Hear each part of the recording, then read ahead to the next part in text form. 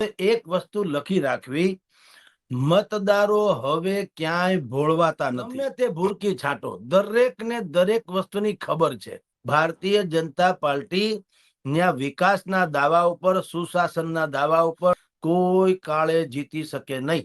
કેટલાક લોકોની ઓરેટરી બહુ સારી હોય છે કે એને સાંભળવાય ગમે તમને એટલીસ્ટ. જેમ કે અહીંયા ગોપાલ ઇટાલિયા જુઓ, T20 ની મેચ હોય, છેલ્લી ઓવર હોય અને તેંડુલકર જેવો ખેલાડી જે છે આઉટ થઈ જાય તો શું હાલત થાય, એવી વિસાવદરમાં ભારતીય જનતા પાર્ટીની હાલત છે. લોકપ્રિયતાની ચરમસીમામાં આજે ગોપાલ ઇટાલિયા આગળ છે, એમાં કોઈ ના પાડી શકાય તેમ નથી.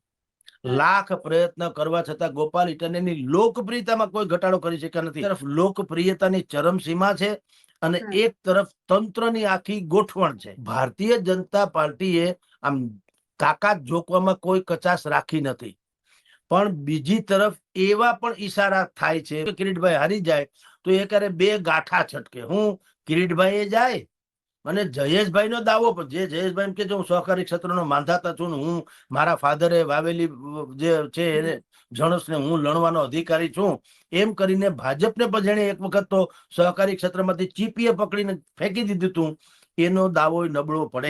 એક પાકરે એ પક્ષી થયું. બીજું, ગોપાલ ઇટાલિયા જીતે તો સ્વાભાવિક જ છે, ખાલી ગોપાલ જીતતો નથી. ગોપાલ જીતે એટલે અસંતુષ્ટો અને હાસ્યમાં ધકેલાઓની આશાઓ પણ જીતે તમામ પક્ષમાંથી. એ બધા ઉડુડુડુ હટ કરીને ગોપાલભાઈ ની ત્યાં આવશે.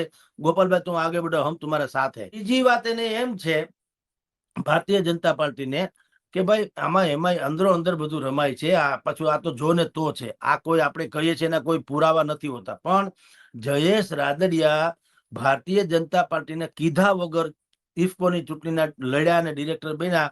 એમાં હારા એ કોણ હતું? બિપિનભાઈ ગોતા.